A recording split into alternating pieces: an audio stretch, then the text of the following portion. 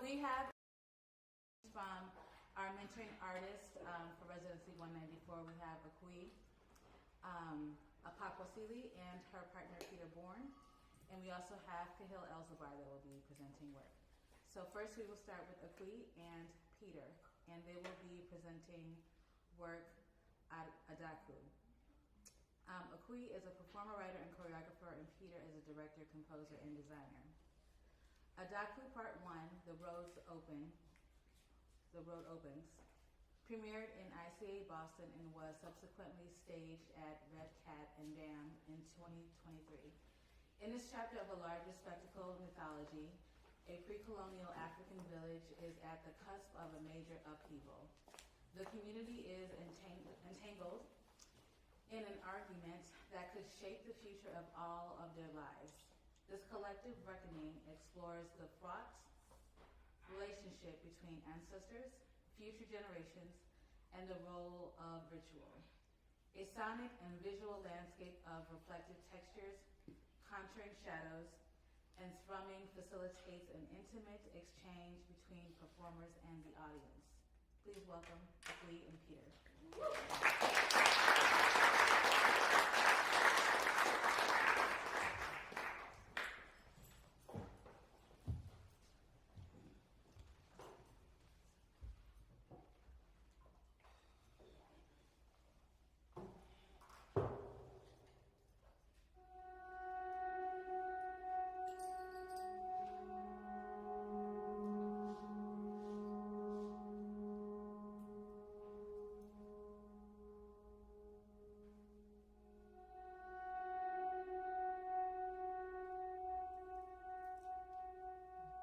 When the end becomes the beginning,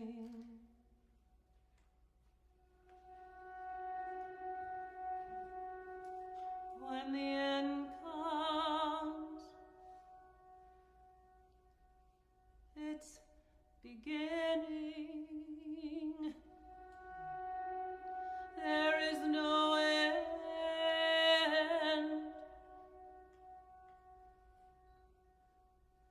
There is a tear in my heart, and you rush through that fissure. You gush through that immeasurable break.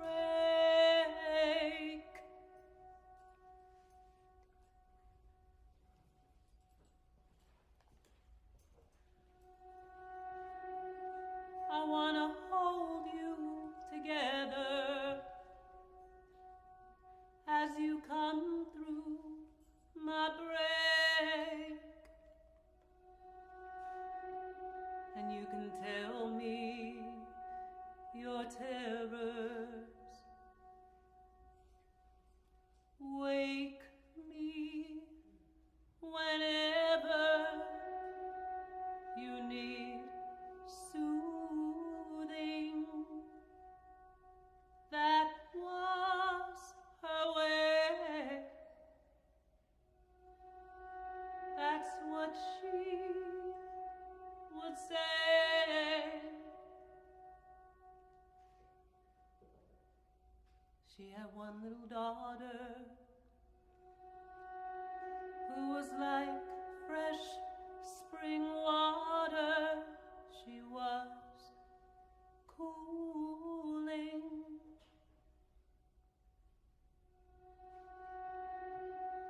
A gift beyond measure. There was gratitude and terror in her loving. Her fear that was secret, that her love was too greedy. Her ache dropped so deeply that one day she would be stolen away.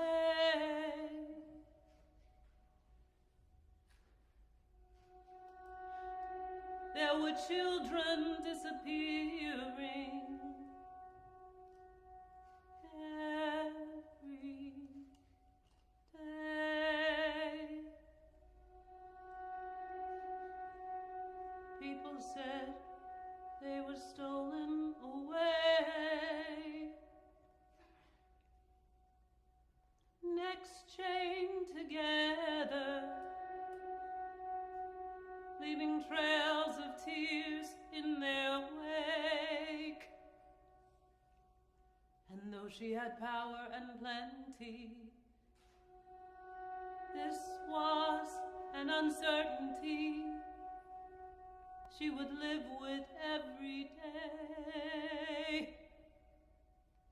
And then the nightmare came. No one comes when she calls her name. Just the echo of her name, breaking the blood barrier of her brain.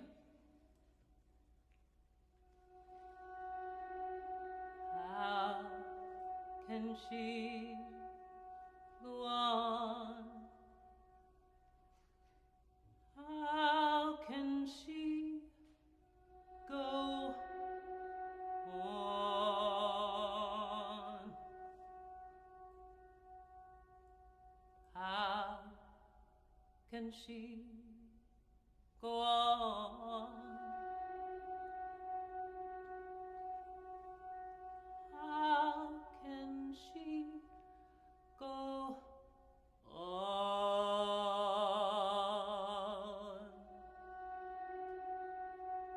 She cries, why,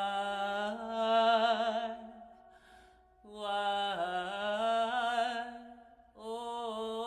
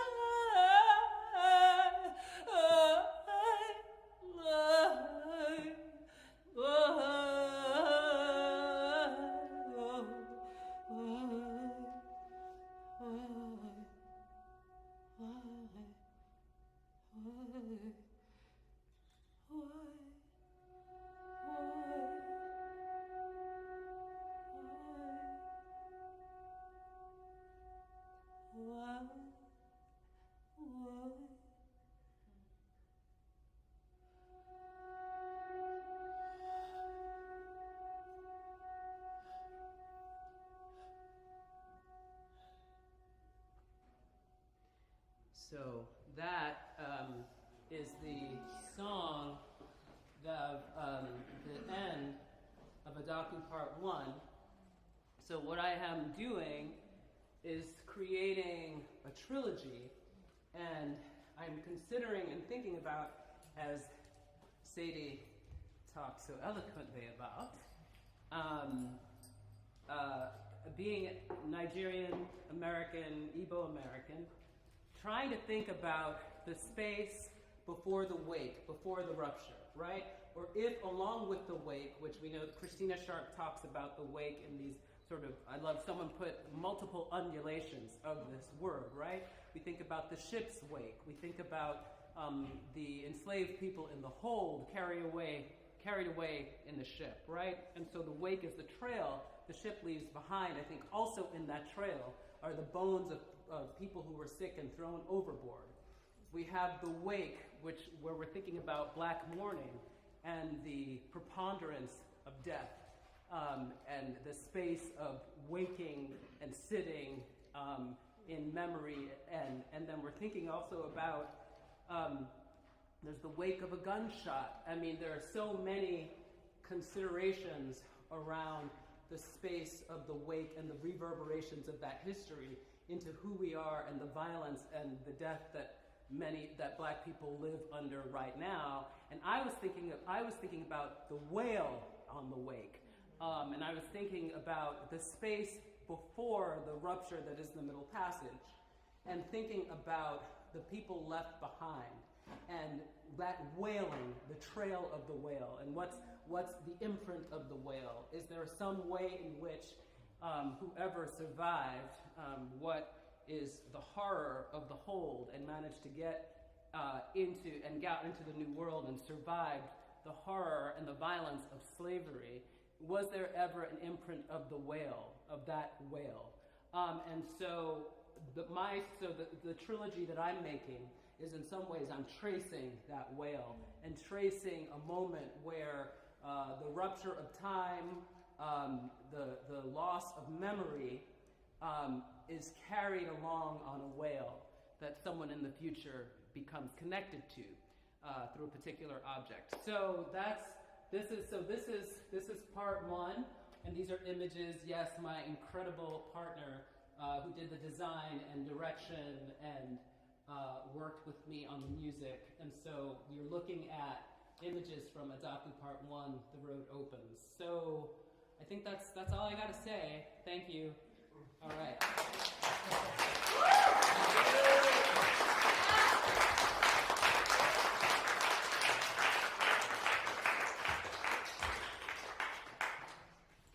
All right. Thank you.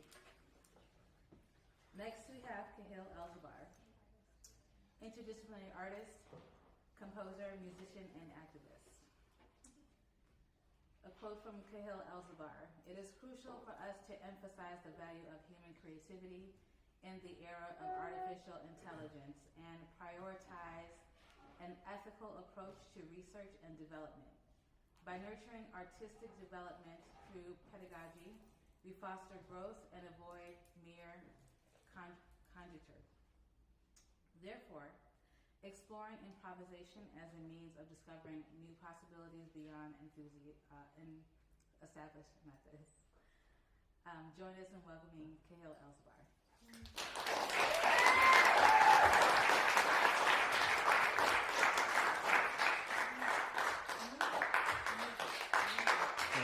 you.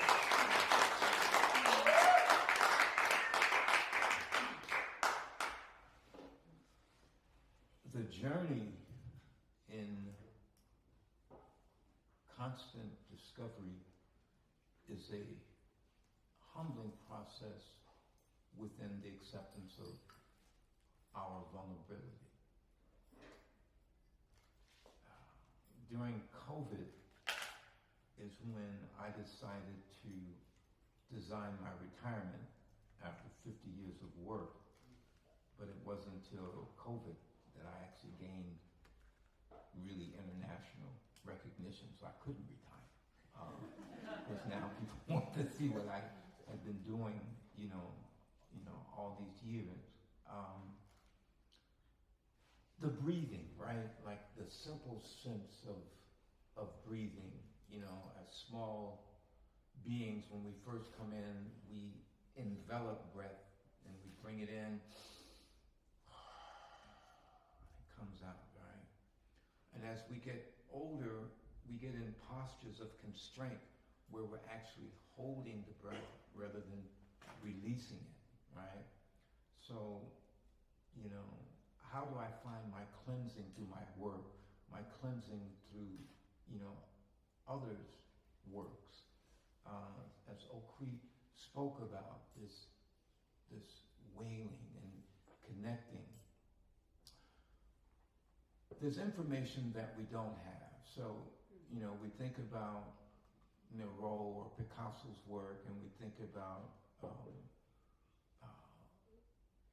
the Centennial Fair in 1890, I think it was 1894, and it's a world convention going on, and we're moving from this space of complete European ideas, that African ideas are coming into the work of what becomes the modernist painters. And as those works become successful and known, and today those works representing billions of dollars, the influence of those works came from Igbo culture, Aka culture, Dahomey culture. And so we have the Picasso that is 32 million, but the piece that is 2,000 years old, unless we connect with the wailing, we don't understand the value of these works and these cultures. So I started thinking about the breathing and the connecting and the DNA to the telepathic, and how I could bring energy in my work, And so I remember when I was in college, Lake Forest College, and I had a chance to study pantomime with Marcel Marceau in Paris, which was the exchange project for Lake Forest College. And there was a professor, a mentor by the name of Duke Jenkins, who was at Northwestern University, head of African American Studies, and he said, "You're a drummer. Why are you going to study pantomime?" So he spoke with Nana Nketia in Ghana and asked if they would accept me in Ghana. And so I went and I did the residency that was supposed to be there. I went to Ghana and studied with Nana Nketia, brilliant theorist, and a master balophonist percussionist named, now I can't remember his name, but Victor Korkaba. And so when I got there, and I just wasn't used to immediate body contact coming from the U.S. We're somewhat distant in our exchange. All of a sudden I got all this hugging and and I remember going back to Chicago and hugging my friends, and they were looking at me like I was crazy, right? But the opening into that breathing of the ancestral passage brought me to a place where they called me Bruni, which was because I was fair in skin, child of the white man. So they said, Bruni, why you don't want blue jeans? Why you don't want the, we were wearing platform shoes at that time, and you study this old stuff, right? So I came back to Chicago, and I thought, because my teacher, which was called the Asinihini, he said, it's good, Bruni. You learn this Yoruba, this Ga, this Twi, can you sing a blues? And I said, yeah, I can sing a blues. I'm from Chicago. He said, well, it is the language of the land base of your Africanness today. So I said, wow. So I came back and I came up with an idea of creating a group called the Ethnic Heritage Ensemble, which New York Times did 2 pages on me this year, of celebrating the 50 years of that band. And I remember telling my father, he said, well, man, getting ready to get out of school, you dig? And he said, what you gonna do? I said, well, Daddy, I got this idea to put a band together called the Ethnic Heritage Ensemble. No piano, no bass, no guitar, no Western chromatic instrument as the tonic to develop the form. He said, yeah, all that shit sounds good, but how you gonna make a living?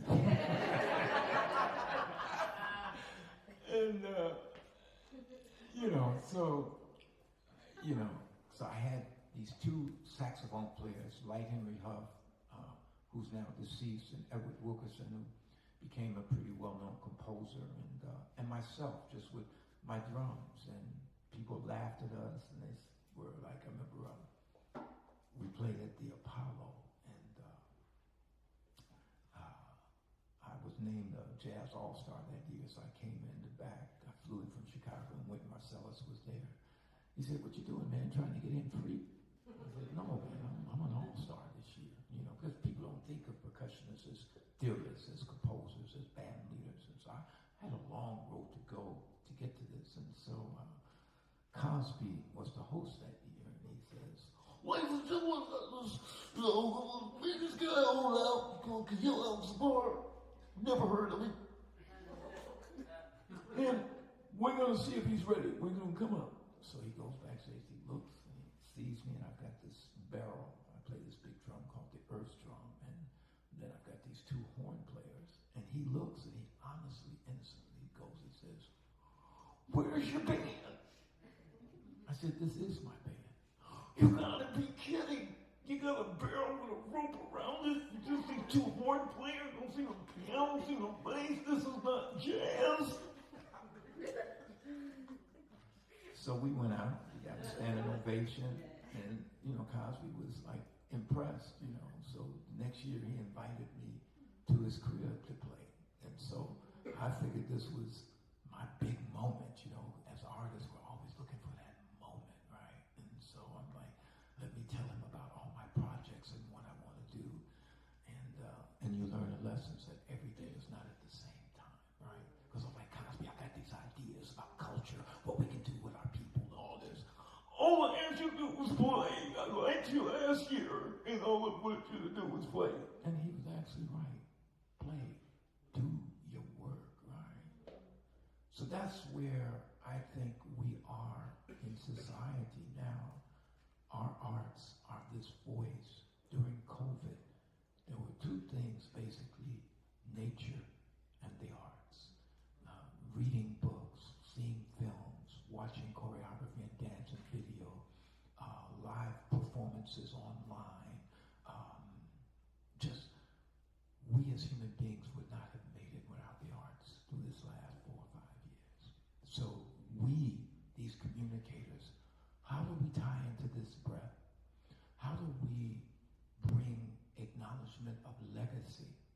And how do we refine the moment into the next opportunity, right? 70 years old. It's not that old, right? But desegregation didn't happen until 1968. I graduated from high school in 1969, which means in southern states, in the Carolinas, in Tennessee, Mississippi, Louisiana, in my lifetime, it was against the law for me to be in the front of a bus. In my lifetime, I could not go into a white-only restaurant, a white-only toilet. Couldn't even go to the toilet. So with my children, who are between 51 and 23, and when they tell me, they say, "Man, ain't nothing changed to George Floyd." Stuff has changed. It's not right yet. But how are we going to use this art to make the connection, change it, and bring about the energy?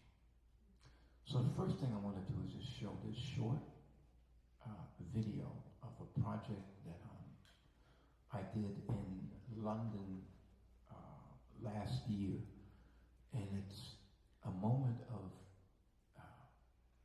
large ensemble improvisation. There was no rehearsal. I flew to London. Nena Cherry is in the band, and I think one of her daughters is singing, and Corey Wilkes, Justin Dillard, a lot of really fine musicians are there. But how you can take the breath, how you can take this DNA instinct, how you can take telepathy, and then practical theoretical knowledge and translate it into an improvised moment.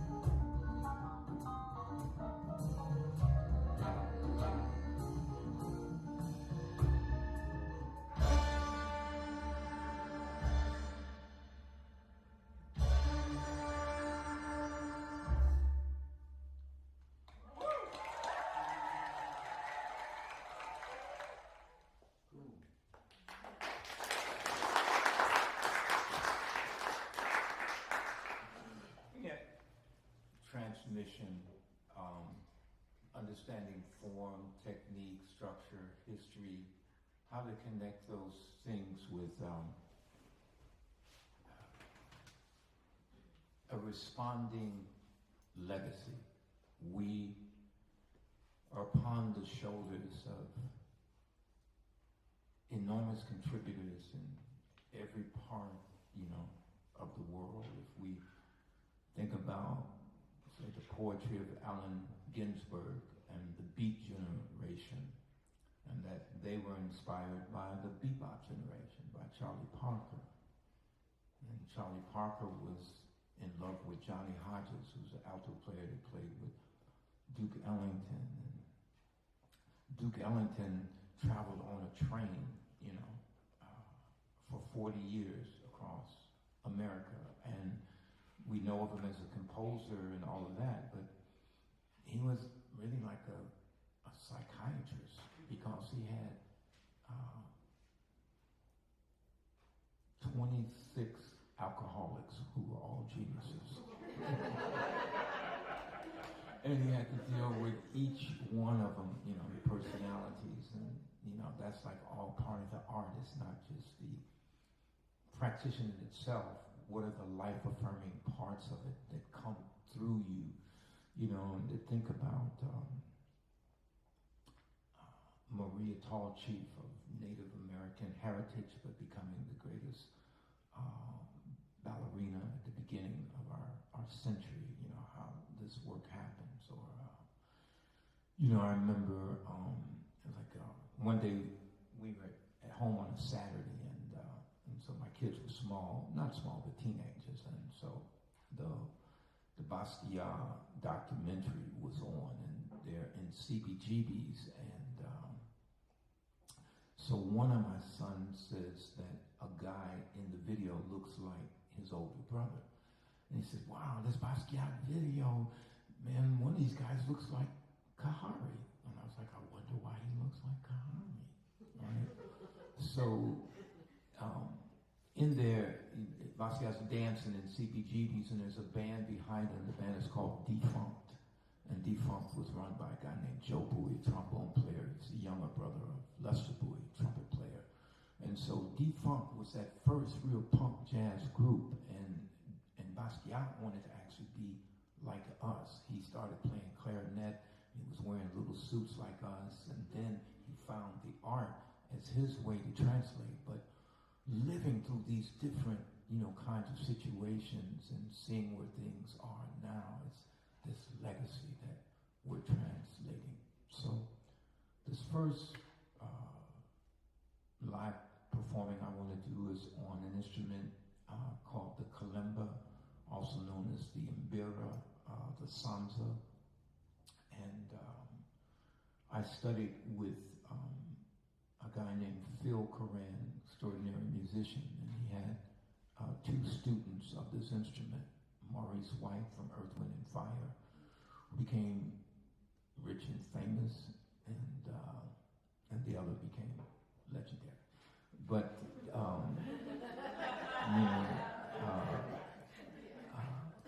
it's a beautiful instrument, and it is actually in hieroglyphs. If you look at Egyptian hieroglyphs, there's a small circle instrument with 7 keys, and so this instrument goes back thousands of years.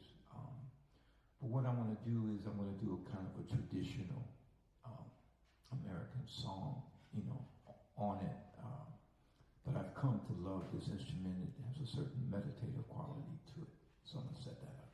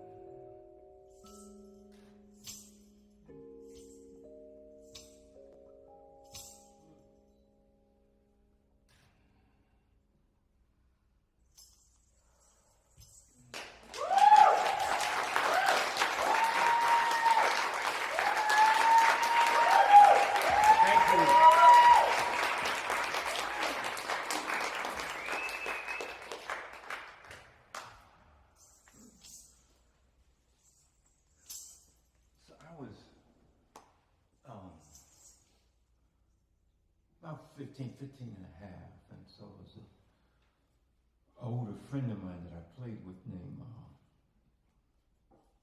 Paul Ramsey. We called Surah. And so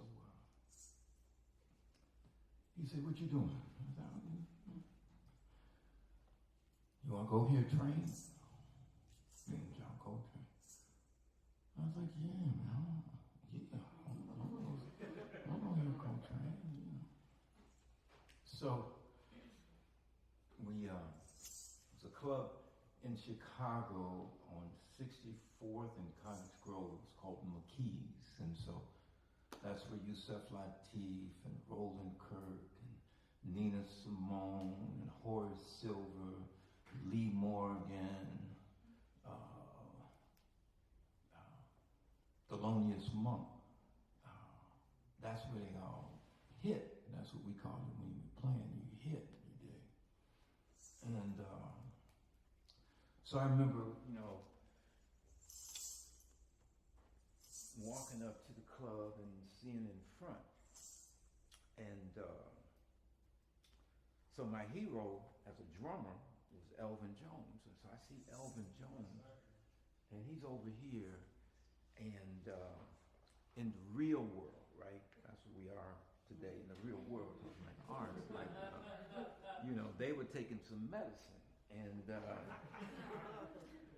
and so Jimmy Garrison, the bass player, was a little upset because they had, I think, paid equally for the medicine, but Elvin, being more of a bravo, had said, "Man, shut up, I got this."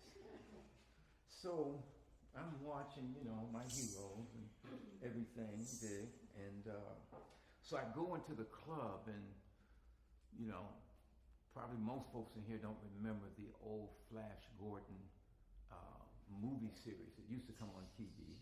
See, they do, yeah. And so they had the clay people, and they would come like out of the walls, and so it would be like come out the walls, right? So my point is, everybody was so high they felt like clay people. Me being 15, I felt like everybody was coming at me out of the walls, right? So Train is down here like this, right? He's playing, and it's up tempo. And why I'm sharing the story with you in terms of understanding creative telepathy. Train is here.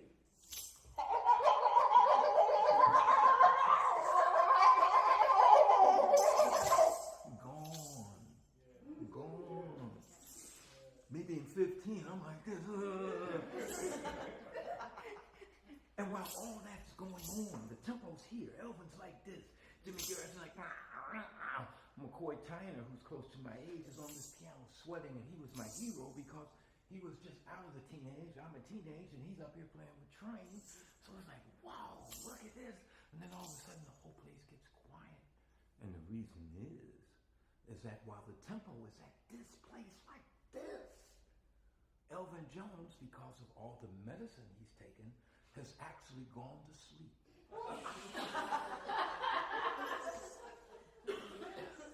But dig what I'm saying. He's gone to sleep, but he's still playing. That's what I remember in art. That it could transcend the physical. Take you to a place of exaltation within the work. I knew I wanted to play like Elvin. I didn't necessarily want to take the medicine. But I wanted to find a way to get to a space that when you're in your work, it can take you inside and outside connected. How does this work take us inside and outside connected, right? So it's like, you have, vocal techniques, and, it's like, I studied Yoruba language. I studied bebop, because I believe if you're going to, work in an art form, even though people know me as a so-called avant-garde, you can find me on That's the Way Love Is with 10 City, that's house. You can find me with Isn't She Lovely, playing drums on that with Stevie Wonder. The arrangements for Julie Taymor for the theatrical version of Lion King. The music is Jan Hammer and Elton John, but the arrangements for orchestral arranging is Kahil El-Zabar. So be versatile in your work and at the same time be centered. So the avant-garde or so-called free jazz, all that, that's my heart. But the royalty checks I still get from Lion King put all my kids through college. You feel me? So, and surviving as an artist, you have to learn how to get those things. And so, I didn't really want to go to school, and my folks were like, you going to school? And so as a percussionist, learning orchestration became very important because it allowed me to lead bands. It allowed me to do work in other genres. So getting the basics and then figuring out how to have your identity important. So like this next thing, I'm just going to do a vocal, improv, kind of thing. Something just, in the moment, right? And it's so funny. There's a photographer, Mark Kempner, and he used to be a photographer for the New York Times. And so he loved my music, and so he brought his mother. He wanted her to experience me.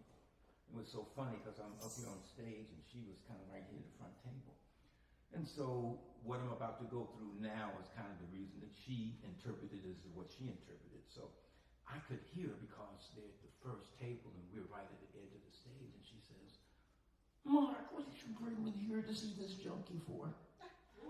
Mama, he's not a junkie. He doesn't even get high. Well, he's shaking his head, spitting on himself, and screaming these weird things. I know a junkie when I see one. Right? So perceptions, but, just trying to get free, trying to, open that stuff up, right? So we're going to take a Ray Mercer composition, Save Your Love for Me, that Nancy Wilson and Al Jarreau, they did wonderful versions of this. This is going to be the Space Cat version of it. But the techniques I'm using is like, I'm going to, do kind of like split tones with my voice. In other words, like, put a note here, put another note here, and then actually take my vocal cords and put those two notes together.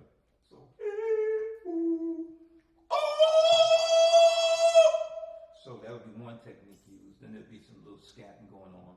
Then I'll sing, in the traditional melody or whatever. But in jazz, it's about being free, using form, and then interpreting that for the possibility of something new.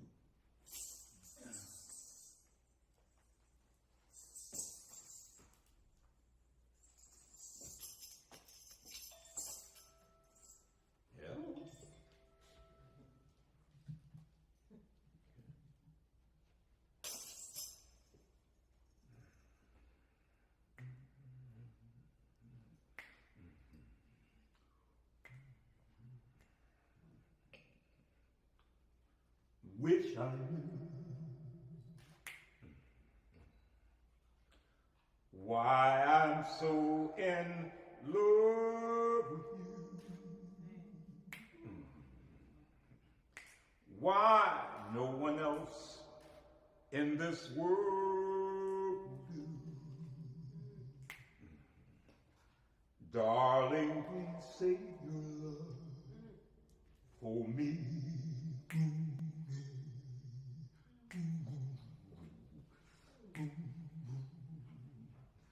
I can feel it, even when you're not near. Can't conceive it. Oh, I love you, my dear, though I know no good can come from loving. I still feel the same. Tell me, what can I do? So baby, help me please.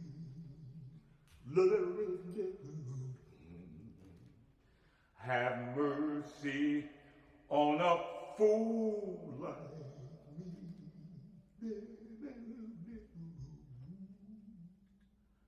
I'm lost, so darling, help me please. Won't you save your love for me?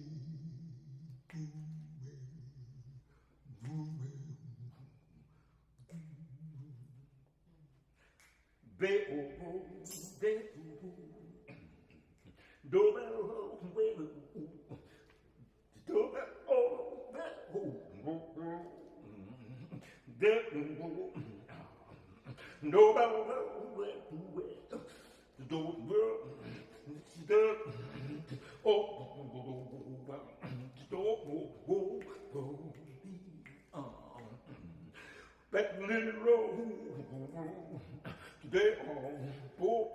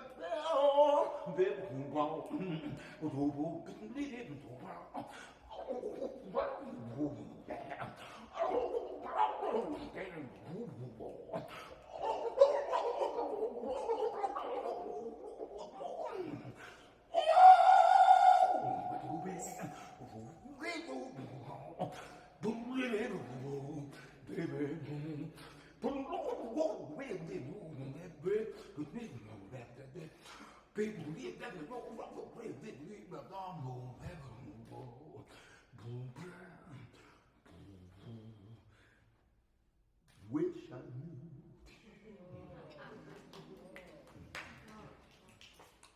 why I'm so in love with you. Why?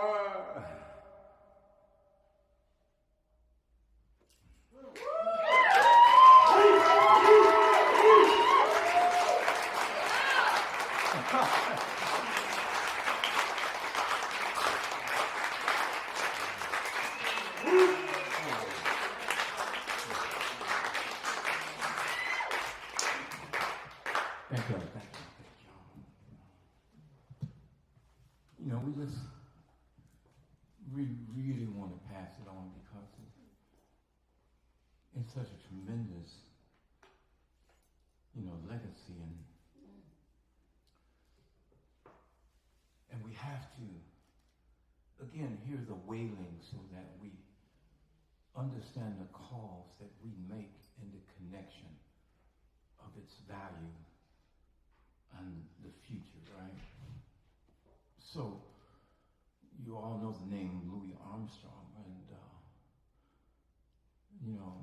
Satchmo did over 480 recordings, and there's not a penny that goes to any one of his family.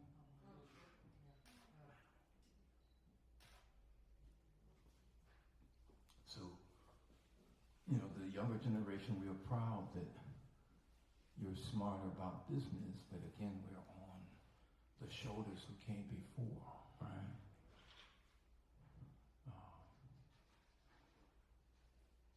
And I recommend that you watch 19 31, you can see it on YouTube tonight, I Cover the Waterfront, sung by Louis Armstrong, and you can't tell me he's not Biggie. These connections are so great and so beyond the understandings that we get from Netflix.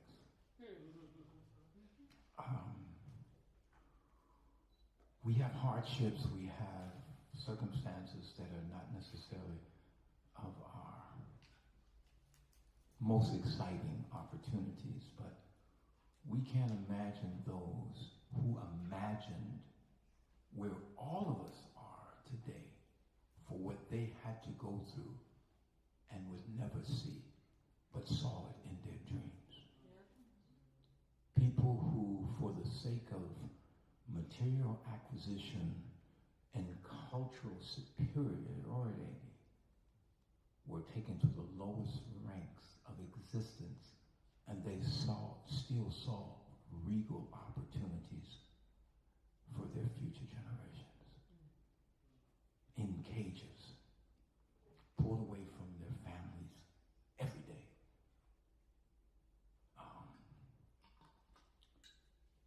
And these things are facts, right?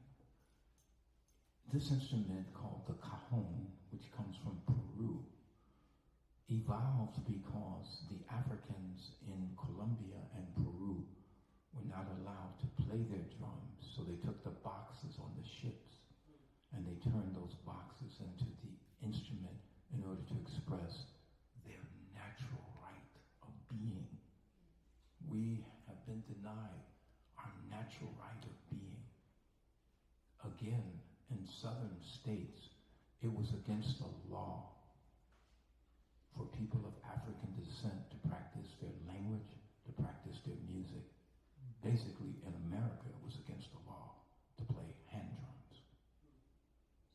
So that's how the drum kit came about, because the DNA that I spoke about earlier gives you a memory imprint of opportunity that you can express now.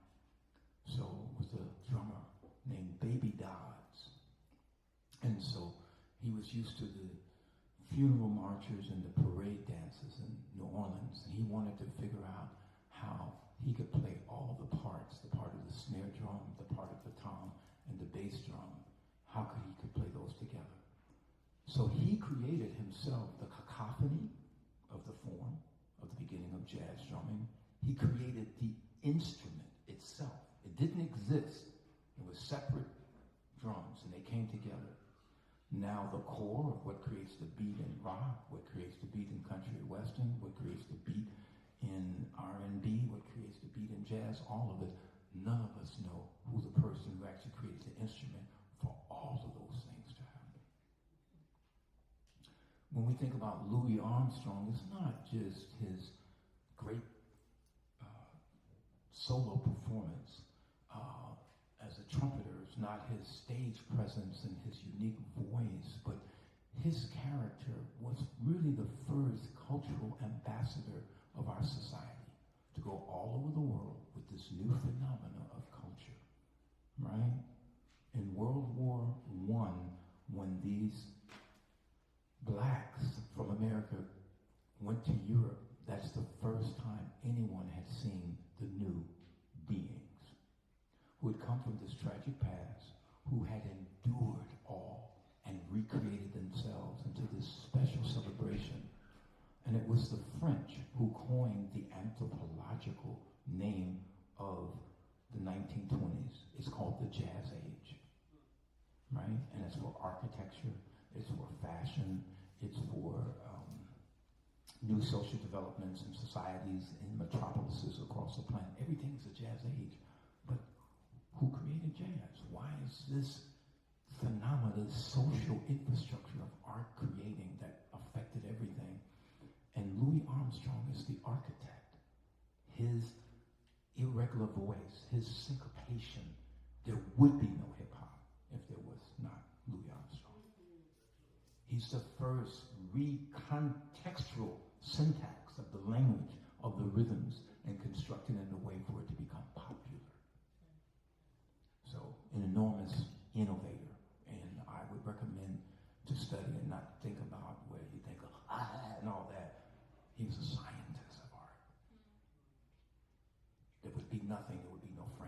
Sinatra, there would be no Billie Holiday, there would be no Chaka Khan, there would be nothing without Louis Armstrong.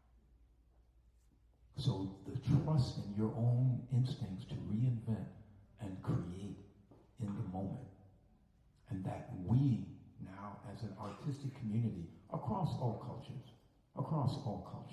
it's just that there's a seminal point in the 20th century to the 21st century of the horrendous tragedies in a group of people who became probably the most culturally influential people in the 20th century.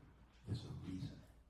Embrace it, but study it past your generational moment of success and see it within the continuum of something that goes back thousands of years, and allow that DNA memory to enhance and express and innovate as you all are doing. So this last piece I'm going to do, and then I have a short video at the end I want to show you, but this last piece, I play kitten, I played kit, with Dizzy, with Cannonball, many albums with Pharoah Sanders, but my heart is in hand drumming, and so I'm going to do this last thing. It's a piece called Open My Eyes, and it was done at the first Million Man March, and that was the first thing sung, and I wrote it in 1972. I'm going to do that.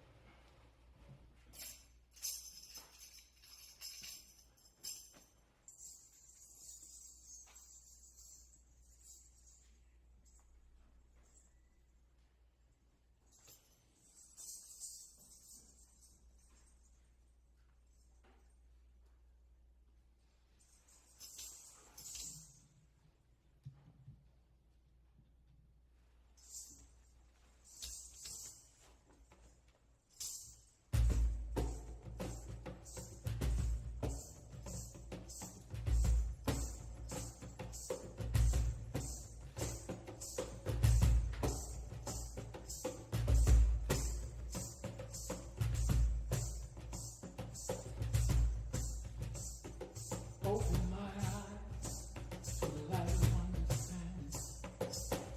Open my eyes to the light of true command. Open my eyes to the knowledge of the way. Open my eyes, it's a brand new day.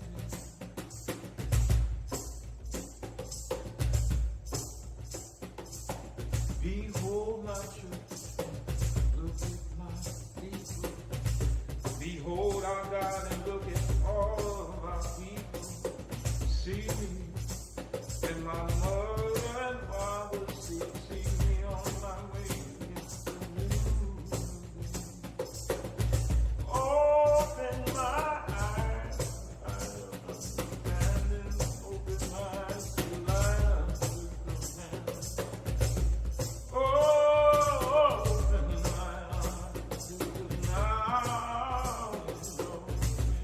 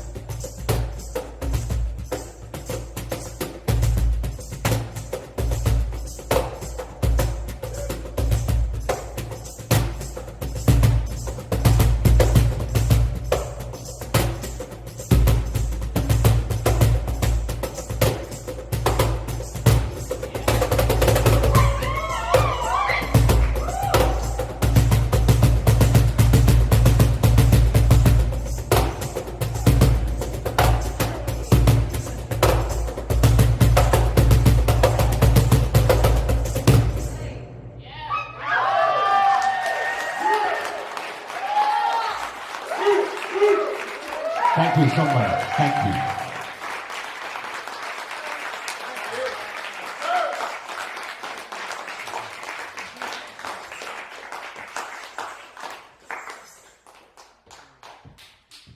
All right. That is our program for this evening. I just wanted to say a couple more things. Thank you so much to Khalid, Peter, and Kahil for sharing your work. Show Yes. the last. I'll show you video. Yes. So, I'm sorry. That's the problem with going off. You gotta learn how to get back.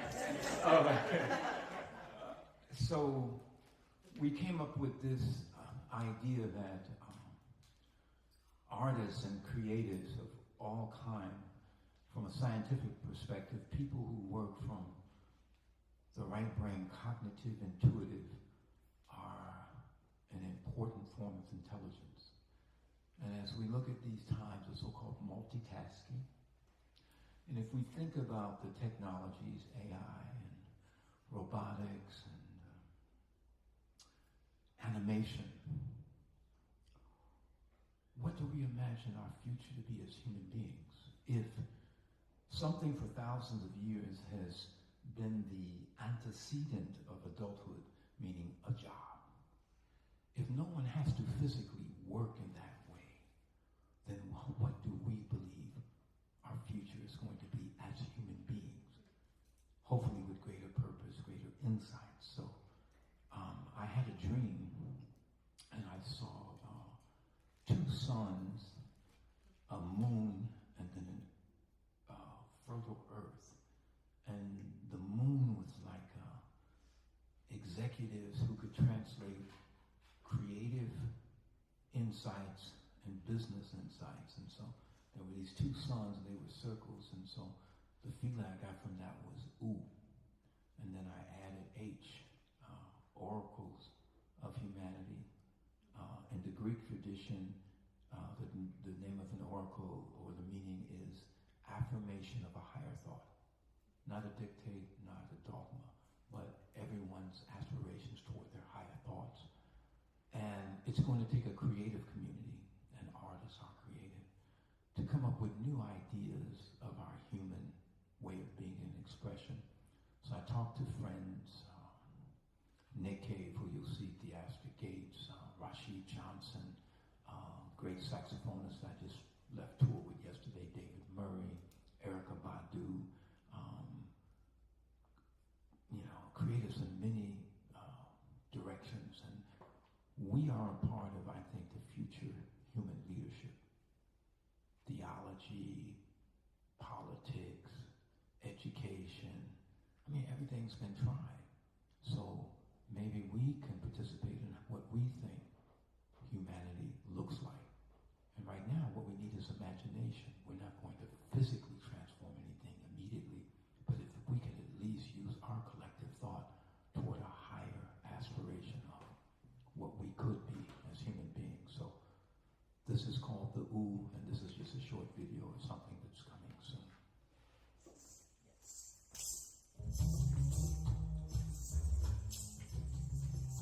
It's that moment, that instant where it all works.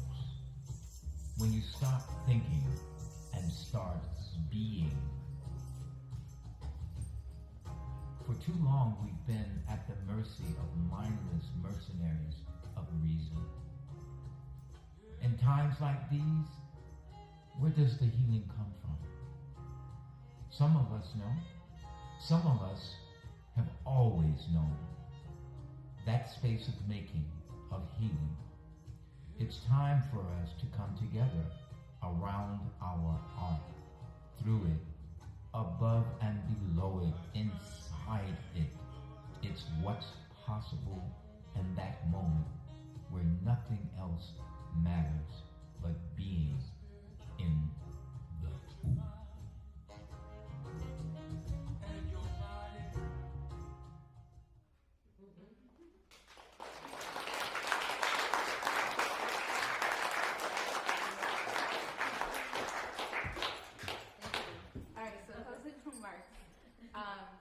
We have one more outreach on Wednesday with Angela Lesney, who is a painter that is with us, another mentoring artist at Arslan Douglas in New Smyrna Beach. And then we also have an exhibition reception on Friday if anyone is in the area at Atlanta Center for the Arts. And then on July 11th is our Inside Out, which is open studios for all of our associate artists, and they'll be sharing what they've been working on throughout the residency, so you're all welcome to join if you are free. Right now we are going to go out here for a reception. We have a honey plate by Doug McGinnis, who is our honey beekeeper and also board member. And then you also have a chance to meet the artists and talk with them out here, so please join us outside. Thank you.